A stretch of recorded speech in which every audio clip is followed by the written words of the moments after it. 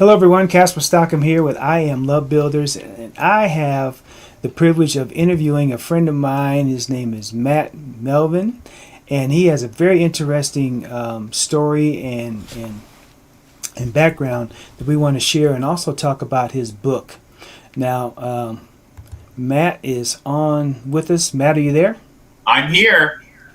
So, Matt is the author of a book called Bullied Behind Bars, a gay Christian Trump supporter goes to prison, a memoir of the chronicles of his journey through adversity, faith, identity, and redemption. All right, Matt, so we're going to start from the beginning because that's a mouthful. That's a lot going on there. So tell us, we got 30 minutes to unpack this. So tell us, who is Matt? Where'd you grow up? I was born in Lowell, Massachusetts. Lived in Lowell until 1988 when my father got a job as a director at Franklin County Home Health in Vermont. Okay, so you grew up there. Was it a fairly normal childhood, or what was going on? I wouldn't call it fairly normal, although normal is really an obtuse term. There's no real such thing as normal. Right. Normal is what's within somebody's perspective. Correct. I mean, but were there things that you were growing up and you're like, okay, this is not cool, or I mean, was there any thing? When I was growing up, I actually grew up in a middle class household. Both my parents were there. I thought that I was poor, but I would go to other places and find out I wasn't so poor. But we owned our home. We had 2 cars. We had my parents, I should say, had rental properties. It was fairly quote unquote normal. But it was what it was. So when you were growing up, what was that like for you? My parents have both been married for over 50 years. 2 cars. I was bullied throughout almost all of my childhood, from the individual Brian who lived next to me to other people that were in school with me. Okay. And why were you bullied? I was overweight. I was different. I didn't fit into that normal, quote unquote, right, category. I have autism. I'm on the Asperger's spectrum. Okay. I come to the world differently than others do. And what you learn about bullies is bullies always find what they perceive as a weak target, right, and they manipulate somebody to do something that they want them to do, and they think that they will get satisfaction out of that. In fact, they actually feel worse. Right. No doubt about that.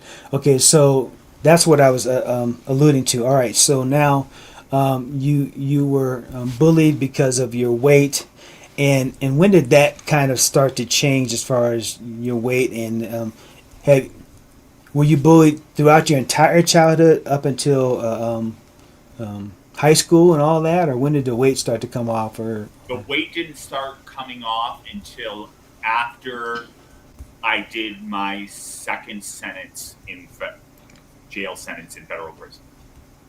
Okay, so you were even overweight as you went into the prison system. Now, we're kind of getting a little bit ahead, but that was even an issue going into prison, right? Yes. Although okay. my weight came down each time I went to prison, what would happen is I would come out and then I would overeat because I didn't have that ability when I was in prison. I mean, you can overeat, but there's only so much food you're given in prison. Mm-hmm. Okay, so now you're yes, that's true. But I've also heard that a lot of people eat better in prison than they do on the outside, because there is, they do try to, they're not trying to, like, quote unquote, starve you to death in most U.S. prisons. Now, in overseas, who knows what's going on? But U.S. prisons are fairly, they try to give you a couple meals a day or whatever. But you mentioned returning back. Say again? It's not good food at all. Well, no, it's not nutritious, right? But you have to think about it. On the outside, we as have the opportunity to eat whatever we want Whatever we want. Yeah. Yeah. Yeah. So when you and would get how much we want to consume each day. right, And right. believe it or not, overeating is an addiction. Oh yeah, oh yeah, and being locked up and being restricted on what you could eat and how much and everything else, and then you get free again. You're like, "Psh, I'm eating everything now, right? You can't. Yeah, I get that. I get that. Okay, so what happened in your life to start you down the road to where you even wound up in prison? I mean, how did that even come about? I worked at a car dealership, Freedom Nissan in South Burlington, Vermont. They Mm-hmm. didn't pay me my commissions. I impulsively tried to sell one of their cars, got caught. Instead of going through the mental health court, Jeffrey Crawford and Bob Wolford both decided I didn't meet the criteria and went through the traditional court. Hmm. Came out with a record, couldn't pass the background check. I used other people's information to work. I did the work. The government pursued me for 6 years and finally got a grand jury indictment against me in 2016. And that led to the first prison. No, that's the second one. The first time was Second. because of the car. Oh, okay. First time because of the car. And how long did you serve the first time? 18 months. 18 months. Same sentence, same judge, both the federal and the state case. Welcome to Okay. Vermont. Okay, so 18 months the first time. You get out for how long were you out? I got out in 2005 and I went back in 2016. 11 years you were out. Okay, so what led to the second time going back in? In 2009, I used other people's information to work. I did the work. I couldn't pass a background check. Okay, so I guess I'm trying. Okay, because that's at least 10 years or so that you weren't in prison. What were you doing during that time? I want to first say that the crime occurred in 2009. Mm-hmm. The government pursued me for 6 years and finally got a grand jury indictment against me. For 6 years prior to 2009. No, for 2016 is when the government indicted me. The crime occurred in 2009. Oh, okay, I got you. All right, the 6 years. All right, got you. Okay. So, all right, so you're in the second time, you get out. How long did you serve the second time? 16 months, 10 institutions, 4 states, and then a month and a half in a halfway house. Wow. Okay, that's a lot of institutions. How was that? Why were there so many institutions? I Why were there was so many bullied. things? I was isolated. The guards and the inmates would conspire against me and say that I tried to proposition people, and then they would put me in solitary confinement. And while the institution might have had my body, they didn't have my mind. And I used that time for what I call Bible boot camp, where I was going to every single Bible study that was available: Jehovah's Witness, Christian Science, Scientology, Mm-hmm. Catholicism, Christians, and reading my Bible, praying, fasting, exercising, making my bed. All of these disciplines have helped me to become the man I am today. Okay, so you started studying the different religions, as you mentioned, and what kind of led you? Because I've I've been a Buddhist before, and I've studied some of the other religions, but not to the level I believe that you have. So, what brought you back to Christianity from studying all those different religions? How did you come back to, or how did you hone in on Christianity? Reading the Bible, understanding that there's only one God, there's not many gods, and just understanding the history of the Bible, that there is no way that this can be manufactured or made up. There is so much scientific history that backs every single thing up. No Right, other but some, religion can do that. yeah, but I agree because I'm Christian as well. But some of the other religions would push back and say, "Well, we were around even before Christianity, or like like Buddhism or whatever." What would you say to that? They may have been around. I don't believe that they've been around as long as Christianity. Okay, And there's Be- no geological evidence to support that. Okay, so right, as in a physical location, like the Mount Sinai, whatever kind of things, Right. and even I've known this for years, but they even are now finally officially talking about Noah's Ark, right? The location for Noah's Ark. But I've known about that site for many years, but now they're starting to make it kind of like mainstream, talking about it. So things like that is what you're referring to. Absolutely. There's so much history, there's so many theologians that can back up everything that's going on. And it's very next to impossible to discredit anything in the you can't discredit anything in the Bible. Everything that is said can be backed up. And that's what I want to encourage everybody, all your listeners. When you Mm-hmm. make a statement, make sure that you can back up whatever statement you made with facts, not just what I would call judgment or Right. I think. That's interesting. So, all right, now, so you're in prison. You actually have, or you go through this really intense study of the different religions, and you really start to get really strong on your Christian faith. So when you get out of prison now, with all this knowledge, what does that Matt look like? What does that Matt do? Starting to talk to people, preaching, getting to know people, talking about my redemption.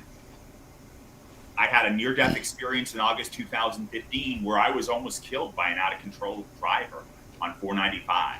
I was going 72 miles an hour, which was fairly slow. I've been known to go significantly faster. Slow for you, but was it the speed limit? Well, Casper, I'm a fearless guy. And Okay. I think it's important to understand that there's a balance between being fearless and being fearful.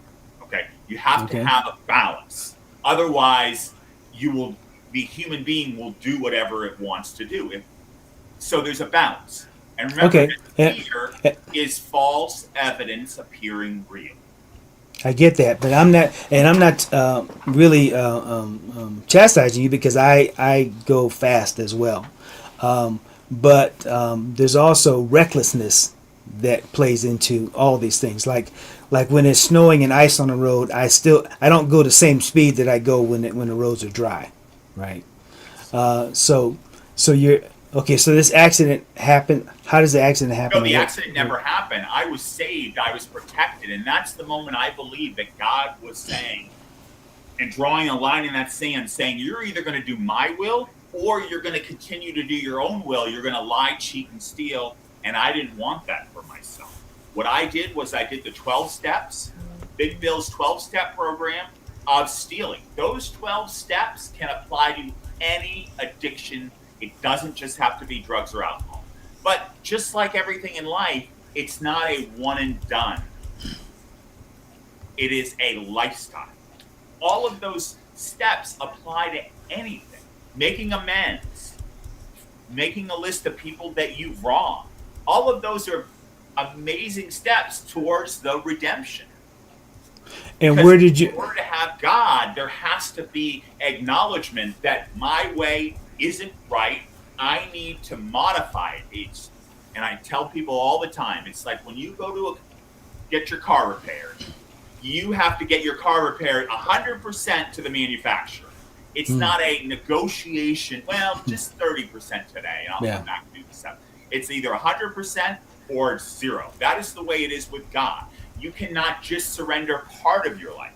We have to surrender the entire part of our existence of our life over to God. Otherwise, we will continue to live in sin. So I totally agree with that. Was this 12-step program something that you developed, or was it a program that you went through No, no, no. through It's, the it's Big prison? Bill's 12-step program for overcoming alcoholism. Okay. Okay. So, But those 12 steps can apply to anything. They sure. don't just have to be alcohol. Any addiction you have, those 12 steps apply. Overeating, pornography, whatever it is, Right. the phone. Oh yeah, there's a lot of phone addictions going on today, no doubt about it. Social media, right, and all that. Okay, so when did the book come about? I'm gonna pull up a image of the book. When did you decide to write this book? I wrote the book when I was in prison. I was journaling. I was writing my story. I viewed myself as, Anne Frank. I wanted to share my story because I don't want to have anybody else go through what I went through. And Mm-hmm. my book was on the unraveling of all the masks that I had worn throughout my life. I was one person at work, one person at home. I didn't know who I was because I was trying to appease the world and I was miserable inside. So I don't know if I heard when you actually wrote the book though. When you came out of prison for the Yes, the second book time? came out in 2022. Okay, 2022. But it took me All right. 6 years to finally get it out. It took a long time to go through the process because I had Yes. literally had hundreds and hundreds of thousands of pages, and I had to consolidate it down. Consolidate it down. No doubt about that. All right, so when you were in prison, it sounds like you were even bullied in prison for your weight and other things. I was bullied Uh, because I was writing, I was journaling what was going on. I was at one of the institutions, my journal entries were actually confiscated hmm, by the guards, right. and I was putting a target on my back.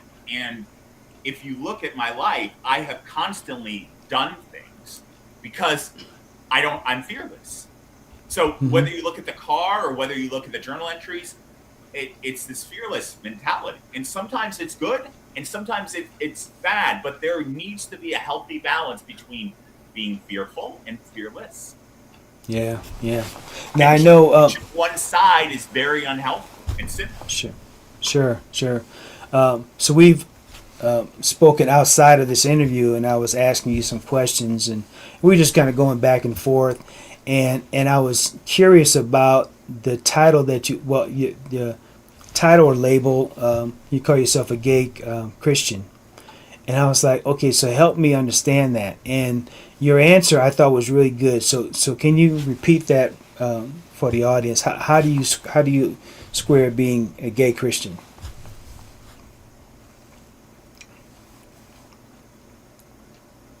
As long as you are not engaging in sin, sex outside of marriage is sin, Correct. whether it's homosexual or heterosexual. Right. So as long as you don't act on it, then there's no issue. It's when you act on it that it becomes sin. You know, Right. it's a little bit So, different when it comes to lust, right? Because right. lust already comes to the mind and then you act on it. Right. Because somebody doesn't just lust for somebody of the opposite or same sex. It first comes into the mind. And Right. the other thing that I think is important is that when Eve and David sinned, they were always idle. Eve should have been with Adam. David should have been in the garden, out in the fields. When we are idle, we are 99% more likely to sin than if we're not. That's why it is important to be busy doing Yeah. productive things. Productive things. Yeah. In my book, Mastering Adam, I talk about the first commandment God gave Adam was to work, get to work, right? To not be idle. So you're absolutely correct on that. And then you talk about being a Trump supporter. So how did that come about? I volunteered for him in 2016, knocking doors in New Hampshire, Oh, okay. and I was a Democrat, and I had this realization that you can't be a Democrat and be a Bible and be of God, be of Jesus, because here's the number one reason: Hmm. every socialist believes in pro-choice, and you Right. can't be for God if you're pro-choice. Because think about it, God came in the form of a fetus. Right. So why would it make sense that God would allow you to kill a fetus? That doesn't make sense. Yeah, and they use terms to try to make it less human. It's a fetus, but the definition of fetus is a human baby. Right. Yeah. And if you So. think, if I have seen how children are aborted. It is Mhm. a terror. You're ripping apart parts of a child. It's Yeah. disgusting. Yeah. Listen, you wouldn't even want that done to your animal, let alone a Yeah. child. Correct. Correct. Yeah, we have dehumanized humanity in children. We have more protection for fish, in streams than we do for human life. We have more protections for sharks and alligators. Do you know how Yeah. many millions of alligators are in Florida? We don't need all those alligators. Yeah, yeah, but they're protecting stuff. They have certain times of year you can do the hunt or whatever, but other than that, they're protected throughout the rest of the year. And then they complain about the overpopulation of them, and now they have a problem with large snakes, the pythons and anacondas, yeah, water mocks, all that. Wow, this is fascinating. So now fast forward to today. The Matt of today. It sounds like your message is very much one focused on spreading the word about the gospel. Being that servant, that Christ talks about, that God talks about, and sharing that message as often as possible. Is that correct? Yeah, I think, in order to be a good servant of Jesus Christ, you need to do the work. You need to be reading your Bible. You need to be praying. Look, most people, non-priests, spend less than 2 minutes praying, and most pastors spend less than 4 minutes. I don't believe the Bible ever says spend 2 minutes. It says pray without ceasing. Without ceasing, yeah. Where does it say only spend 2 minutes? Well, it doesn't. Jesus went to the cross to die for my sins. The least I could do is pray for him for at least an hour. At least. Well, yeah. He asked his disciples to pray for him before before he was turned over to the authorities and stuff. He came back twice. He said, "Are you guys sleeping? An hour. I just asked you to pray for an hour." So, yeah, that's fascinating. The other thing that I think is important in prayer is oftentimes we want to give a grocery list. And that's not the way it works. The first prayer, there's 5 prayers. The first is thanksgiving. Be thankful. Right. Be thankful. I have to be thankful today of the number of excuses that people had why they couldn't make appointments.